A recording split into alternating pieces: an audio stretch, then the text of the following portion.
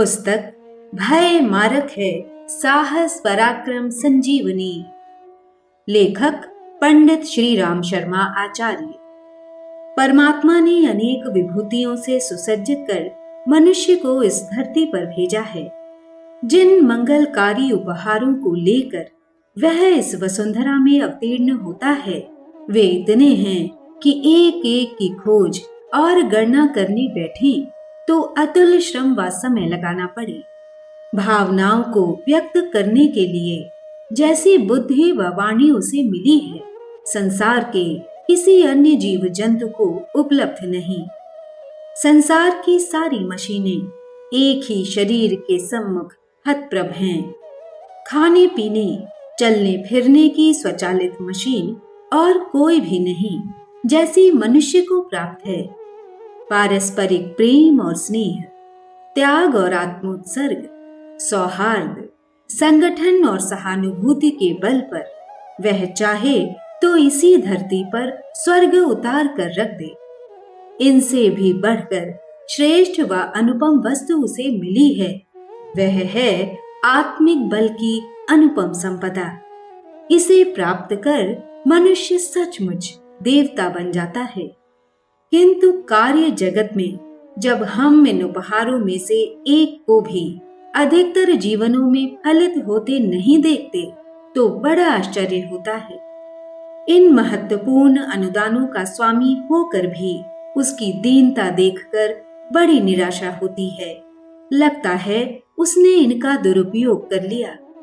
बजाय सुखी व समुन्नत जीवन बिताने के, बेचारा क्लेश और क्लांत परिस्थितियों में पड़ा किसी प्रकार जीवन के दिन पूरा करता रहता है। इसका एक प्रबल कारण है भय।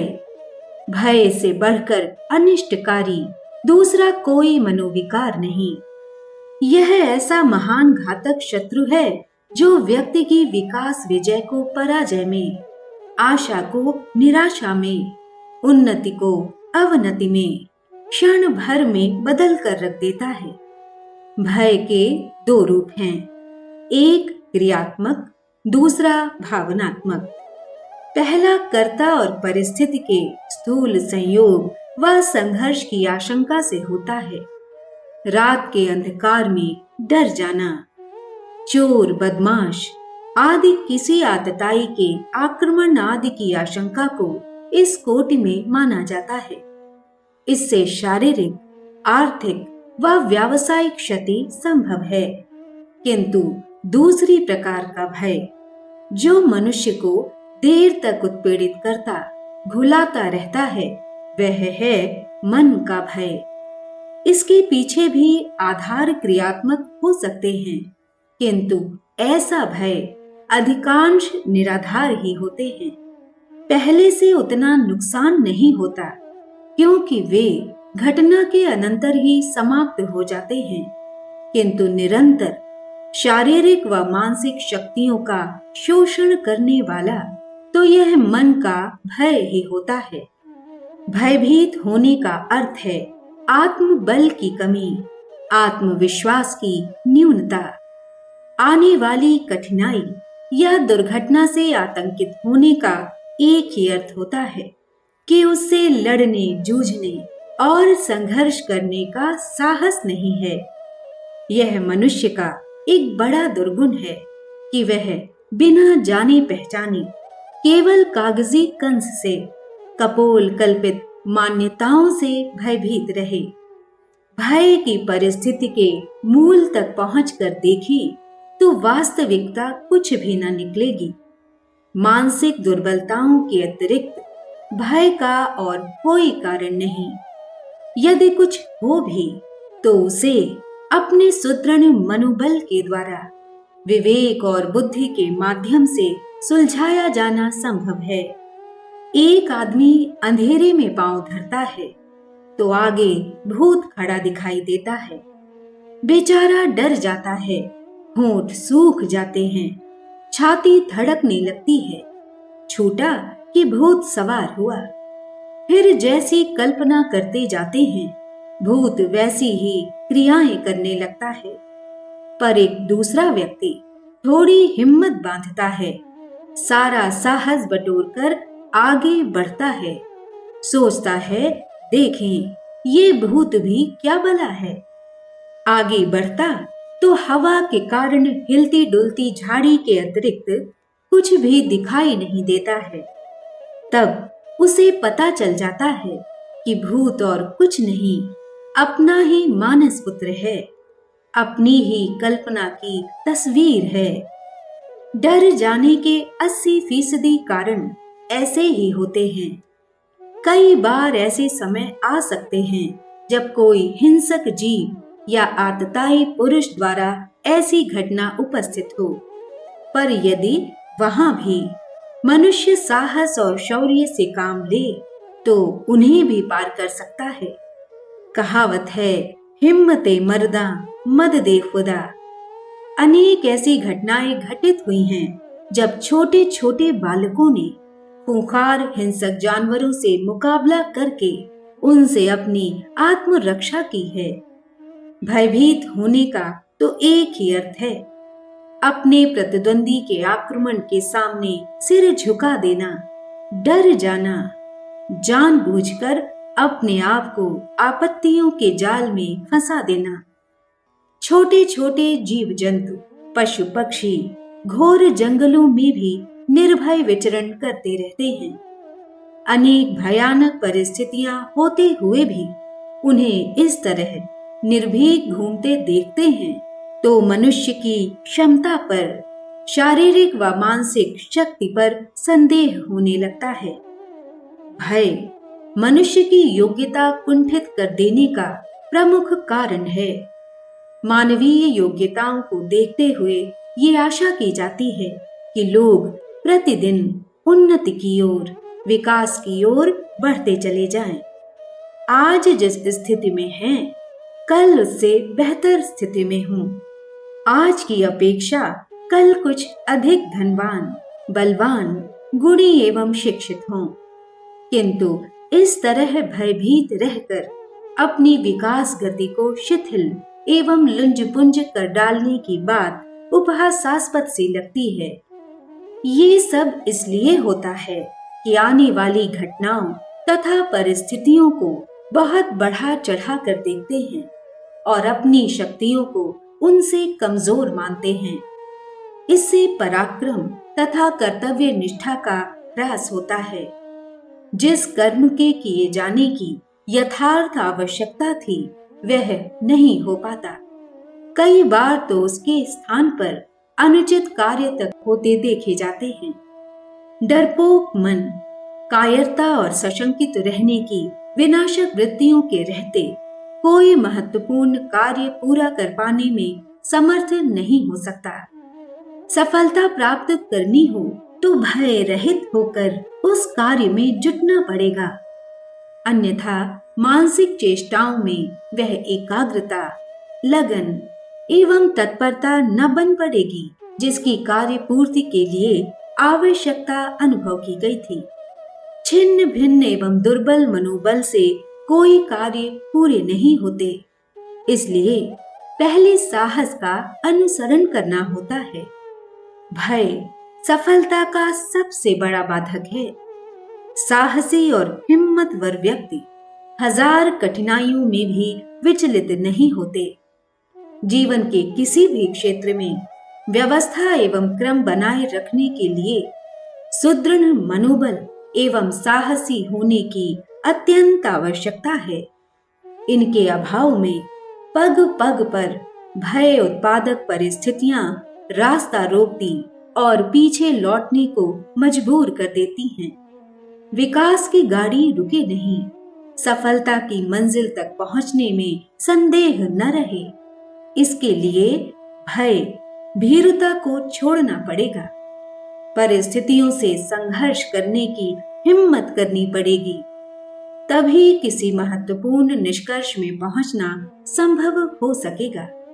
घर में प्रचुर संपत्ति है, सुंदर मकान, आज्ञाकारिणी स्त्री, स्वामी भक्त सेवक, सज्जन परिवार, सभी कुछ है।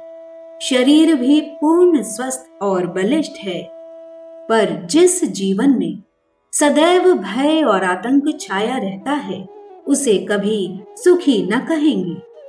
भय संसार में सबसे बड़ा दुख है।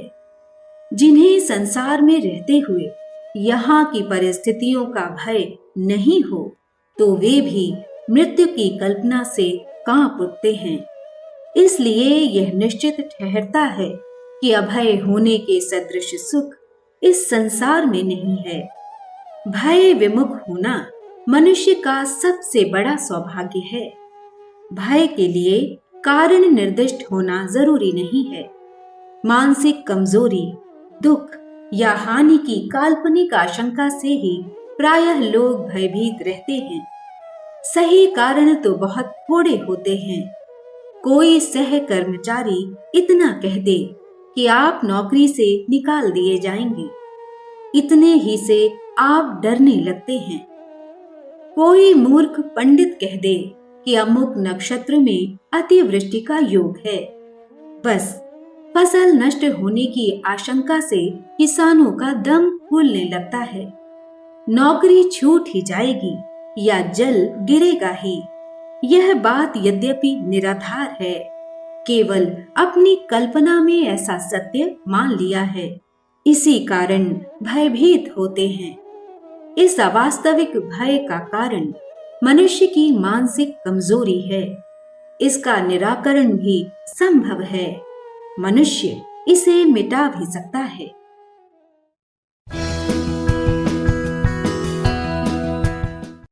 पुस्तक भय मारक है, साहस पराक्रम संजीवनी। लेखक पंडित श्री राम शर्मा आचार्य। परिस्थितियों या आशंकाओं के विरुद्ध मोर्चा लेने की शक्ति हो तो भय मिट सकता है। इसके लिए हृदय में साहस और दृढ़ता चाहिए।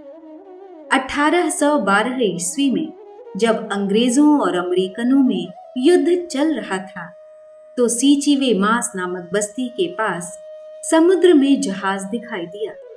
उसमें से कुछ सिपाही छोटी छोटी किश्तियों में बैठकर बस्ती की ओर बढ़ने लगे। ये लोग गांव को जला देंगे और हमें मार डालेंगे। इस भय से ग्रामवासी अपने अपने हथियार रखते हुए पहाड़ियों के पीछे छिप गए। 12 वर्षीय लड़की से यह कायरपन सहन न हुआ। वह अकेली युद्ध भी नहीं कर सकती थी। वह कहीं से ढोल उठा लाई और एक जगह छिपकर उसे पीटने लगी। उसकी योजना सच निकली।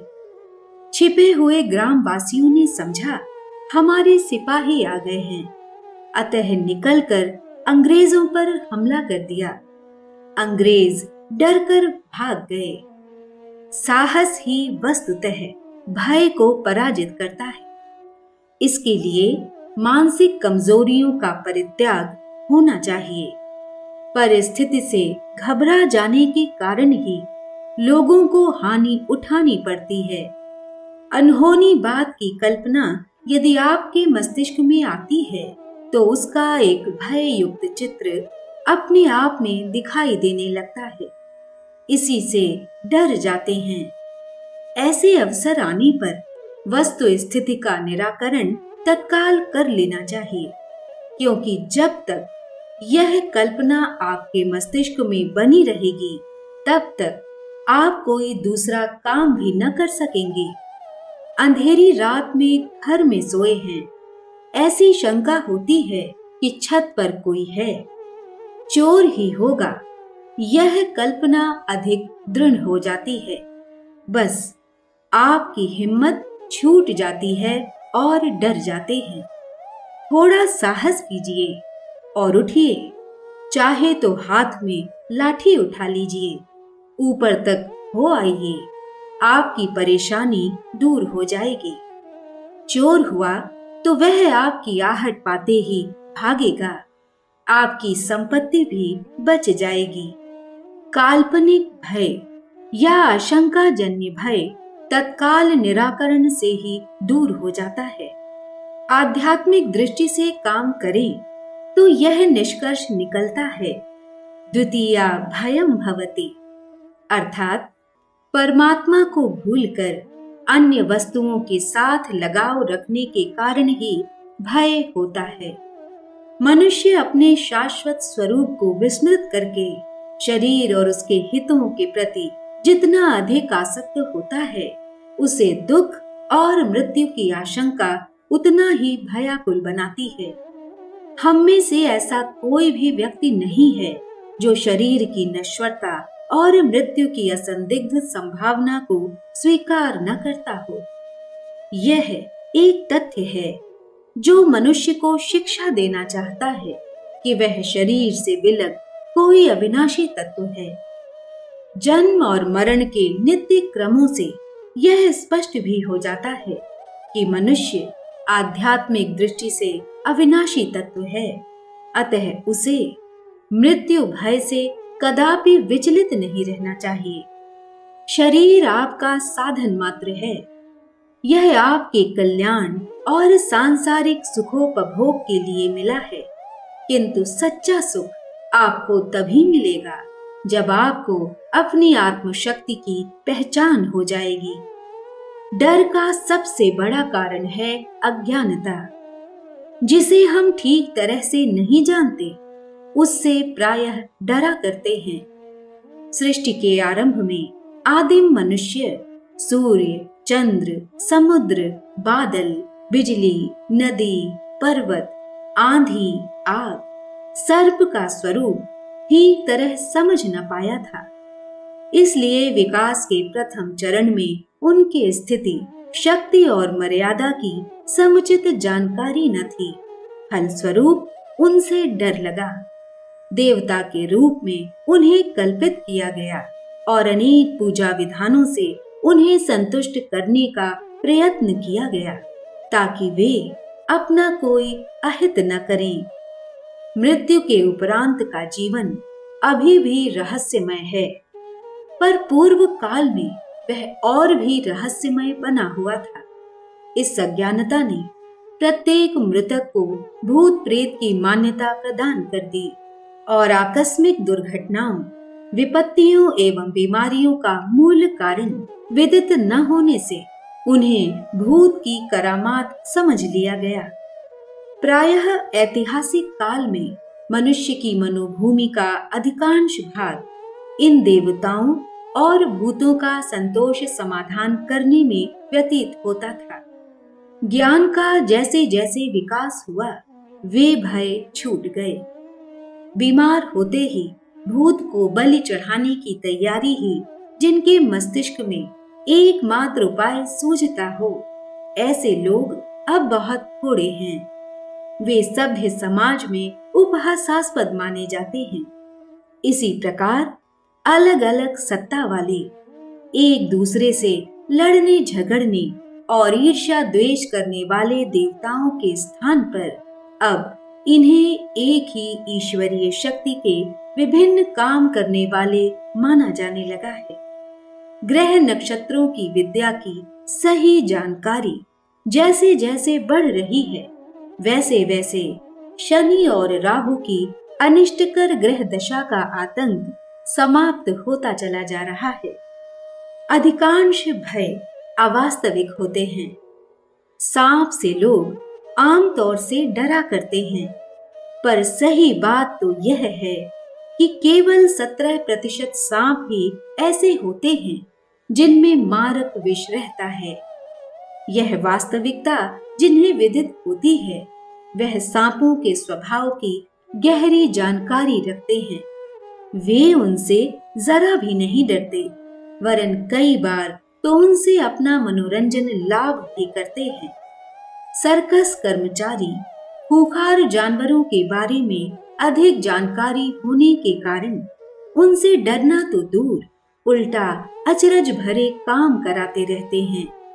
घने जंगलों में सिंह, व्याघ्रों के बीच निवास करने वाले आदिवासी उनसे जरा भी नहीं डरते, बल्कि आंख मिचौली खेलते रहते हैं। जबकि सामान्य लोगों को सिंह, व्याघ्र की बात सुनने से भी डर लगने लगता है। अजनबी आदमी को देखकर तरह तरह की आशंकाएं मन में उठती हैं, पर जब इसका पूरा परिचय होता है तो पूर्व आशंका मित्रता में बदल जाती है। अंधेरे में जाते समय डर इसलिए लगता है कि यहाँ कुछ होगा। इसकी जानकारी न होने से चित्त में अनेक तरह की डरावनी बातें उठती हैं। नदी में थोड़ा पानी होने पर भी अनजान आदमी उसमें प्रवेश करते हुए दुर्घटना से सशंकित रहता है। सही जानकारी होने पर डर सहज ही दूर होता है। प्रकाश में तो सुनसान में जाते हुए और नदी के उथले पानी का सही पता लगाते हुए उसमें प्रवेश करते हुए किसी को कोई झिझक या भय महसूस नहीं होता। इस संसार में लगभग सारे डर अज्ञान मूलक हैं। हानि, घाटा, दुर्घटना, असफलता, आक्रमण, दुर्भाग्य, ग्रह दशा, भूत आदि की आशंका से जितना डरा जाता है, वस्तुतः उसका 100वां भाग भी वास्तविक नहीं होता। अज्ञानता ही कायरता या भीरुता का रूप धारण कर मनुष्य को भयभीत करता रहता है। जिसे जितना वास्तविक ज्ञान है वह उतना ही निर्भय रहेगा। तत्व ज्ञानी की पहचान यह है कि वह पूर्णतया निर्भय होता है।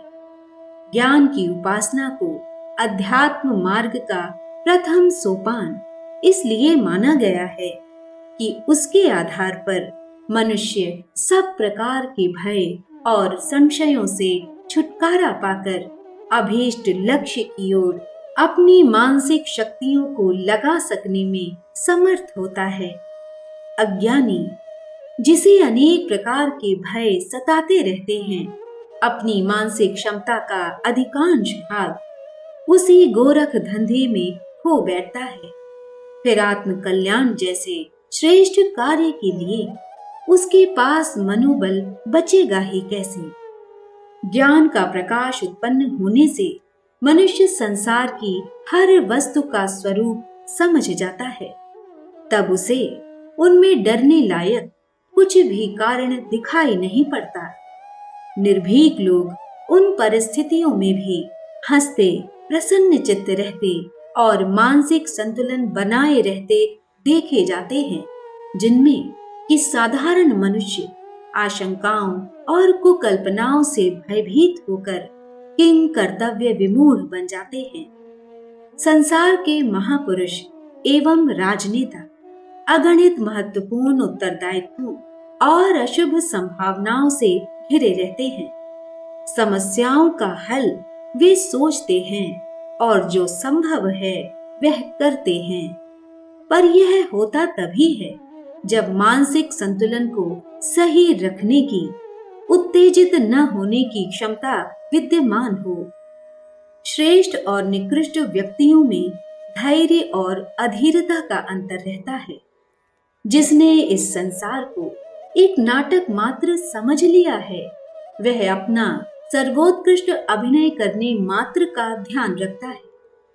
जैसी परिस्थितियां आती हैं, उनके अनुरूप परिवर्तन करने और ढलने की क्षमता जिनने संपादित कर ली, वे संसार में समस्त परिजनों को एक क्रीड़ा कौतुक मात्र समझते हैं। डरना उन्हें मानवीय दुर्बलता और अज्ञानता का एक उपहासास्पद कारण प्रतीत होता है। जो डरते हैं वे कर कुछ नहीं पाते।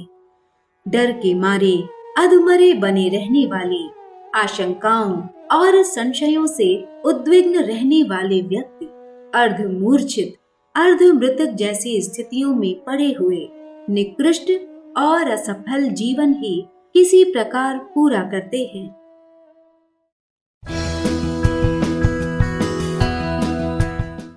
पुस्तक भय मारक है, साहस पराक्रम संजीवनी। लेखक पंडित श्री राम शर्मा आचार्य। कोई व्यक्ति वस्तुतः जीवित है या नहीं, इसकी पहचान उसके साहस को परख कर ही की जा सकती है। मृतक उन्हें ही नहीं कहते जिनकी सांस बंद हो जाती है। वह भी मृतक ही हैं, जो खाते सोते तो हैं पर जिनकी नस नस में कायरता और भीरुता घुसी बैठी रहती हैं और जीवन की महत्वपूर्ण समस्याएं सुलझाने के लिए जो भी करना नितांत आवश्यक है, उसके लिए आवश्यक हिम्मत नहीं जुटा पाते।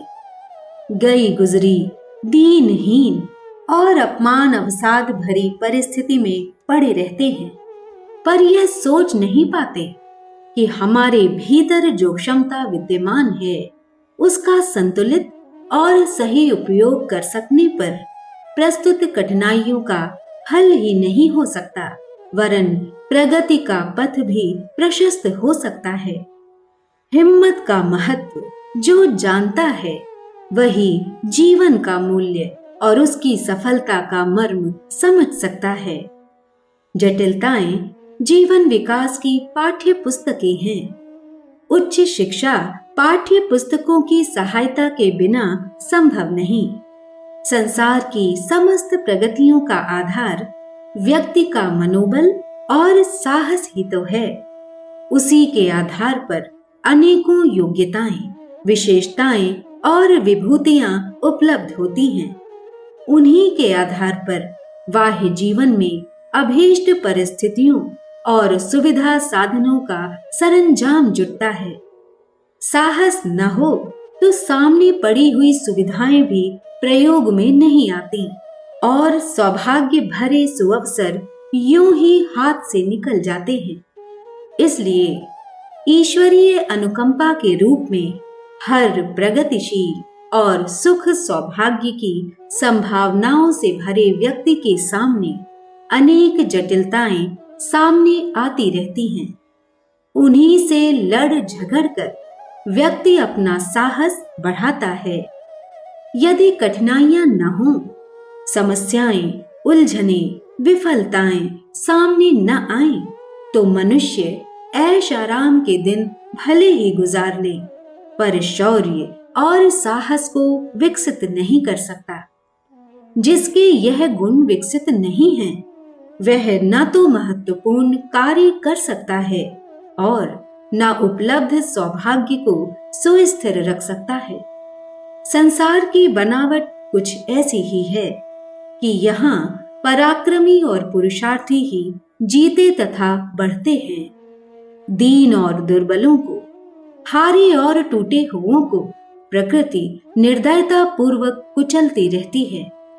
चतुर माली निर्बल और रुग्ण पौधों को हटाकर उनके स्थान पर सबल और स्वस्थ पौधे लगाता है। उसे अपने बगीचे की शोभा अभीष्ट है। इस संदर्भ में मर्दों को और भी जल्दी मरने का पथ प्रशस्त करते हुए उसे कुछ संकोच नहीं लगता है। प्रकृति भी कुछ ऐसी ही कठोर है। वह निर्बलता, भीरुता और कायरता को भी बुरी किस्म के महापातकों में ही गिनती है और वैसा ही दंड देती है जैसा हत्या, चोरी, अनाचार आदि क्रूर कर्म करने वालों को मिलता है। दीनता प्रदर्शित कर कदाचित ही कोई किसी की चिरस्थायी सहायता अथवा प्रगाढ़ सहानुभूति उपलब्ध कर सका हो। कोढ़ी, अंधे आदि को देखकर यत्किंचित सहायता करने वाले सहृदय होते तो हैं, पर वे भी उन्हें श्रद्धा, सम्मान, प्यार अथवा प्रगाढ़ सहयोग नहीं दे पाते। बाजी जीतने वाले और पुरुषार्थ करने वालों को सहज सम्मान और सद्भाव प्राप्त होता है। खेल के मैदान में विजेताओं को, अच्छी तरह लड़ने वालों को दर्शकों की हर्ष ध्वनि और सद्भावना सहज ही प्राप्त हो जाती है। प्रथम श्रेणी में उत्तीर्ण होने वाले छात्र ही छात्रवृत्ति प्राप्त करते हैं। अनुत्तीर्ण छात्र यद्यपि अधिक करुणा और सहायता का अधिकारी है, पर इस संसार का नियम कुछ ऐसा ही विचित्र है। यहाँ पराजय को तिरस्कृत किया जाता है, पिछड़े हुओं को और गिराया व दबाया जाता है। इसका तात्विक कारण एक ही है कि असफलताओं की आदि जननी बुज़दिली, अनास्था और दीनता को आश्रय देने का अपराध जिसने किया है, उसे दुर्भाग्य का दंड भी भोगने को विवश होना पड़ता है। ईश्वर जिनसे प्रसन्न होता है, उन्हें सहज सुविधाएं और सरल सफलताएं पाने के अवसर देता रहता है। ऐसे लोग बिना श्रम अथवा स्वल्प प्रयत्न में ही बहुत कुछ एवं सब कुछ पा लेने की कल्पना जल्पना करते रहते हैं। अनुकूल अवसर जहां तक मिलता रहा, वहां तक तो उनकी गाड़ी लुढ़कती रहती है, पर जैसे ही एक अवरोध आया, एक ठोकर लगी, एक असफलता मिली कि उनकी मनोदशा दीन दुखियों की तरह दयनीय बन जाती है। रोते कलपते आंखें सुजा लेते हैं, नींद खो बैठते हैं, आत्महत्या की बात सोचने लगते हैं। लगता है उनके सौभाग्य का सूर्य अस्त हो गया हो। लगता है उनसे कोई बड़ा अपराध बन पड़ा हो। लगता है उन पर कोई बड़ा वज्र प्रहार हुआ हो।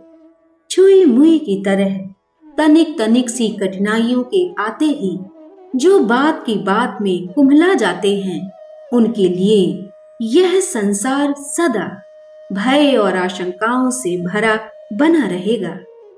बचपन में अभिभावकों की छाया में जो शौक मौज उठाए, उन्हीं की स्मृतियां जुबान पर रहेंगी।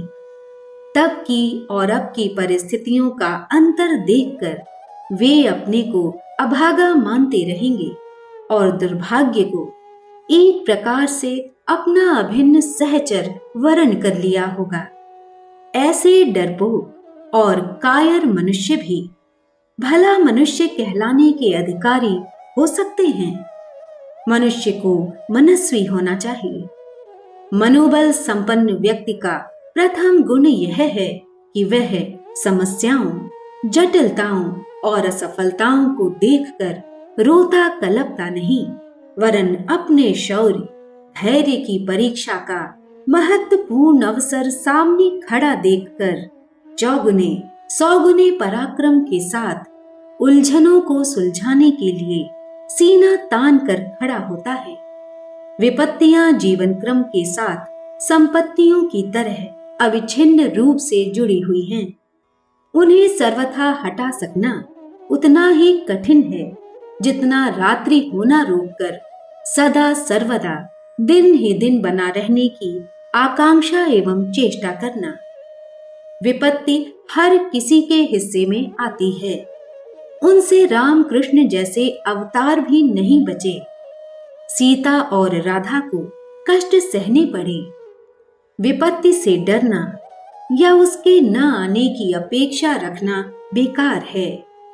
पूर्व संचित कर्मों के फल और अवांछनीय परिस्थितियां भी कठिनाइयों के कारण होते हैं, पर सबसे बड़ा कारण यह है कि उनसे डरकर दुर्बल लोग अधिक अस्त व्यस्त होकर अपना अस्तित्व समाप्त कर ले, जिससे अनुपयुक्त लोगों के वृथा भार से यह धरती बच जाए।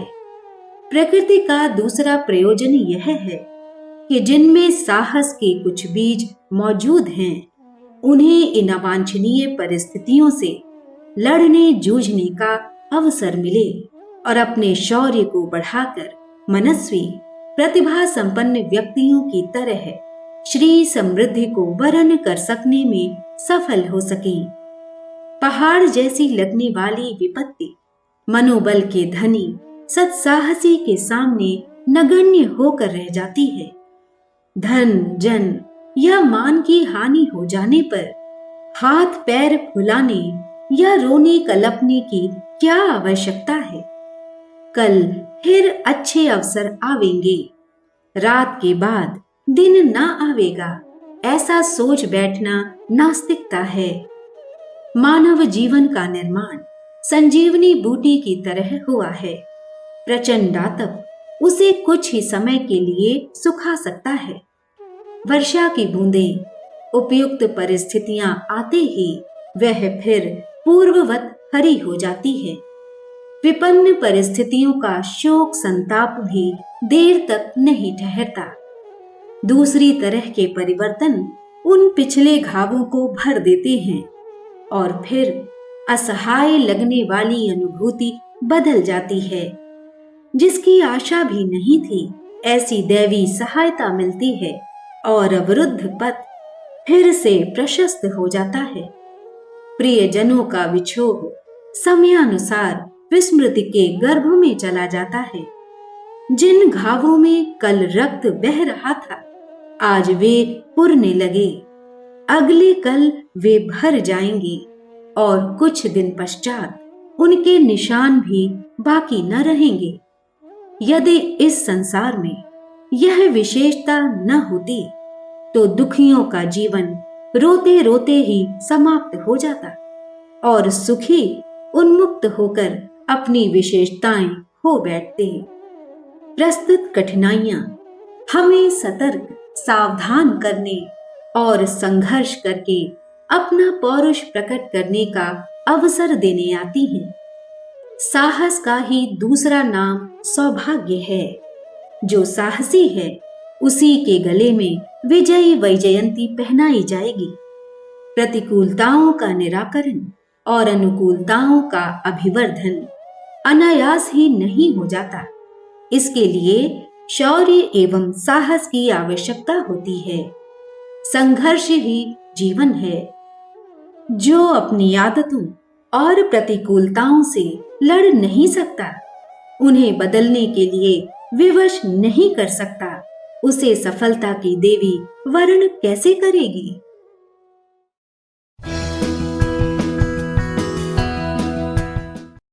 पुस्तक भय मारक है, साहस पराक्रम संजीवनी। लेखक पंडित श्री राम शर्मा आचार्य।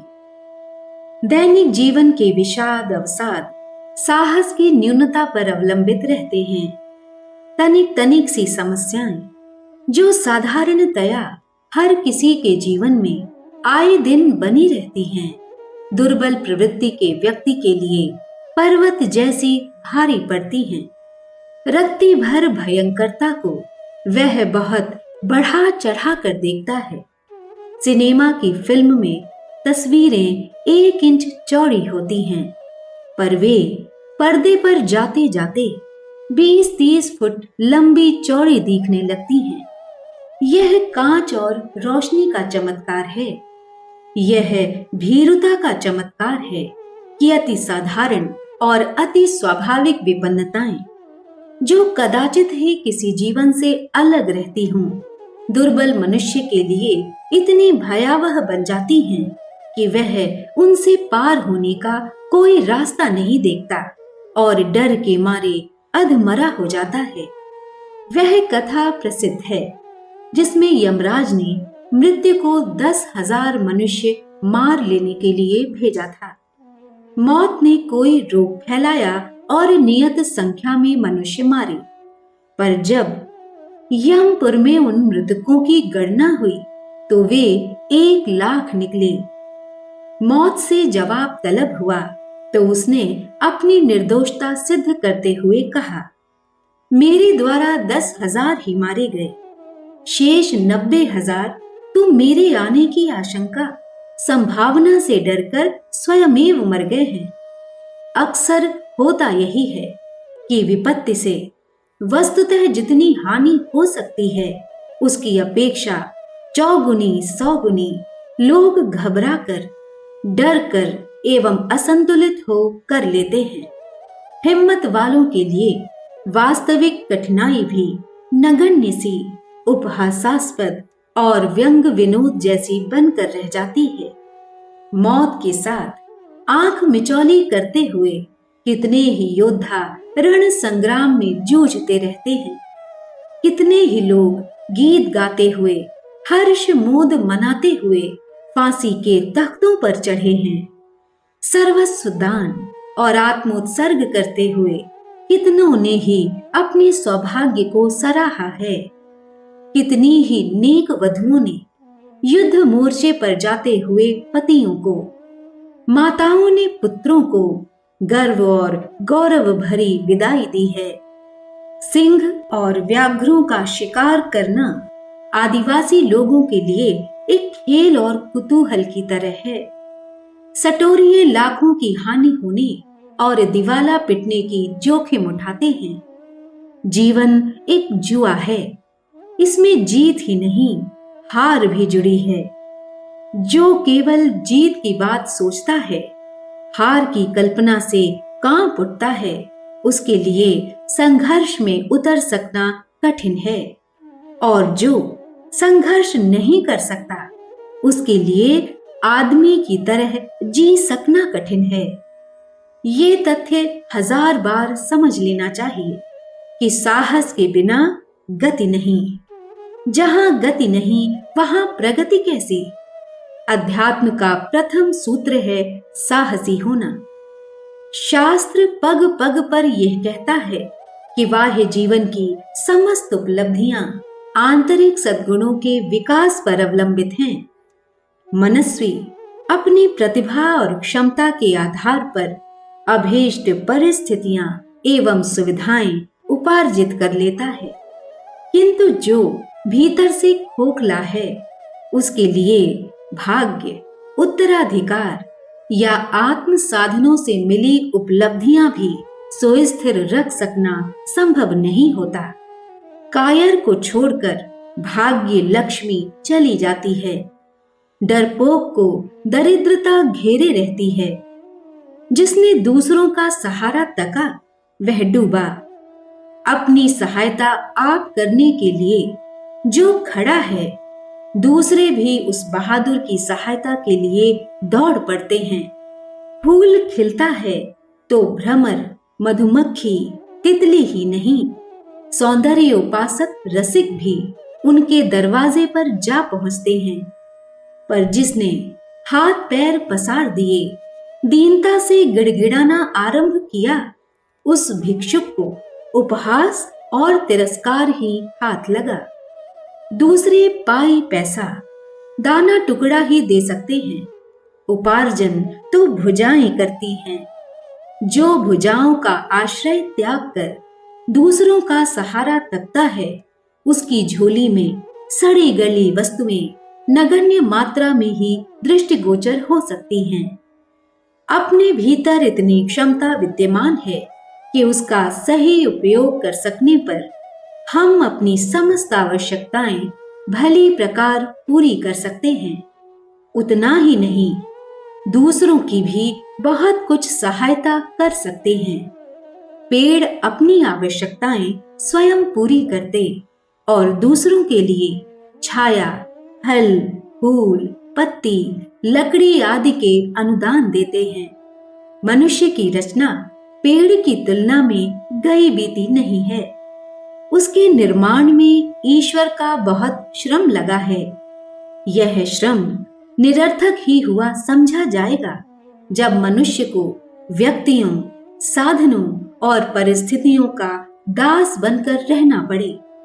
यह एक विडंबना ही है कि जो अनेकों का सहायक और मार्गदर्शक हो सकता था, वह अपनी नगण्य सी आवश्यकताओं के लिए दूसरों का सहारा तके और विकास के मार्ग में निरंतर आती रहने वाली कठिनाइयों को विनोद उपकरण न मानकर विपत्ति समझे और उनसे डर कर रोने, कलपने, सिर धुनने लग जाए और पुनः अच्छे दिन आने की आशा हो बैठे।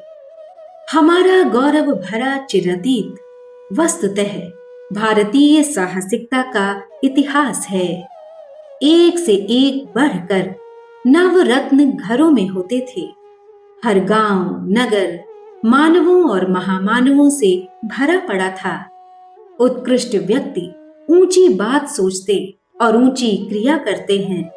फलतः मंगलमय वातावरण और भरे पूरे सुख साधनों का बाहुल्य बना रहता है। सफलताएं अनायास ही आकर वहां इकट्ठी हो जाती हैं। साहस के धनी और चरित्र के ऊंचे लोग सहज ही अगणित सद्गुणों से संपन्न हो जाते हैं और यह संपन्नता जहां भी होगी, वहां किसी भी दिशा की प्रगति रुकेगी नहीं। वरदान बाहर से नहीं आते, अपने भीतर ही समस्त देवता छिपे बैठे हैं। उन्हीं को जगाना है। जिन्होंने अपना आपा जगा लिया, उनने अपना भाग्य जगा लिया।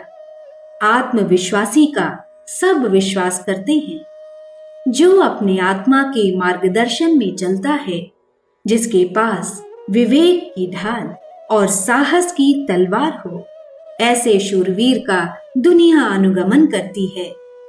हमारा प्राचीन इतिहास अपनी महान परंपराओं और गौरव गाथाओं से भरा पड़ा है। पिछले 2000 वर्षों से हमने उस प्राचीन महानता को छोड़ा और परावलंबन के गर्त में गिरते चले गए। भाग्यवाद की, हलित ज्योतिष की, हस्तरेखाओं की प्रवंचना ने हमारे आत्मविश्वास पर कुठाराघात किया और यह सिद्ध किया कि हम नियति के हाथ की कठपुतली मात्र हैं। ईंट पत्थर के बने, पेड़ पर्वतों पर रहने वाले, भोग प्रसाद खाकर प्रसन्न होने वाले देवी देवताओं की मनौती मनाते फिरें और अंतरंग में रहने वाले आत्मविश्वास के महान देव मानव को तिरस्कृत करते चले जाएं। फलस्वरूप मानवीय सद्गुणों, क्षमताओं तथा विभूतियों से वंचित होना पड़ा और लंबे समय तक अंतर्कलह, दैन्य, दौर्बल्य के शिकार बनते बनते विदेशी पराधीनता के चंगुल में जा फंसे। 1000 वर्ष का हमारा कलंकित और भारी प्रताड़नाओं से भरा इतिहास एक दुर्घटना ही माना जाएगा और उसका कारण हमारी आंतरिक दुर्बलताओं को ही कहा जाएगा। साहसहीन व्यक्ति और समाज किस प्रकार नीचे गिरते, किस प्रकार कष्ट और तिरस्कार सहते हैं, इसका एक ज्वलंत उदाहरण हमारे पिछले 1000 वर्ष हैं। कितने आक्रमण, कितना विनाश, कितना उत्पीड़न, कितना तिरस्कार, कितने लंबे समय तक हमें सहना पड़ा, इसका उदाहरण ढूंढे नहीं मिलता। संसार का सबसे बड़ा, सबसे ऊंचा, सबसे समर्थ समाज पश्त हिम्मती का कितना बड़ा दंड भोगने को विवश हो सकता है, इस तथ्य पर विचार करके यह अनुमान सहज ही लगाया जा सकता है कि जो व्यक्ति भीरुता का आश्रय लेगा, उसकी दुर्गति ही होने वाली है। संघर्ष से बचे रहकर चैन में दिन गुजारने की आकांक्षा व्यर्थ है। इस दुनिया की बनावट जब ऐसी है ही नहीं, तो वह आकाश कुसुम मिलेगा कैसे? संघर्ष जैसी रति क्रिया से गंदी बूंदें भ्रूण के रूप में विकसित होती हैं। संघर्ष करके ही बालक माता के उदर बंधन से मुक्ति पाता है। श्वास प्रश्वास, आकुंचन प्रकुंचन, ग्रहण विसर्जन, आरोह अवरोह की क्रिया प्रतिक्रियाएं ही जीवन को गतिशील बनाए रहती हैं। यह संघर्ष जिस क्षण बंद हुआ, उसी क्षण मृत्यु प्रस्तुत है। रोटी के लिए श्रम और सतर्कता भरा संघर्ष निरंतर करना पड़ता है। आत्मरक्षा के लिए रोग कीटों से लेकर ऋतु परिवर्तनों तक, धूर्त मित्रों से लेकर दुष्ट शत्रुओं तक, आंतरिक दुर्बलताओं से लेकर सामाजिक विकृतियों तक निरंतर लड़ना होता है।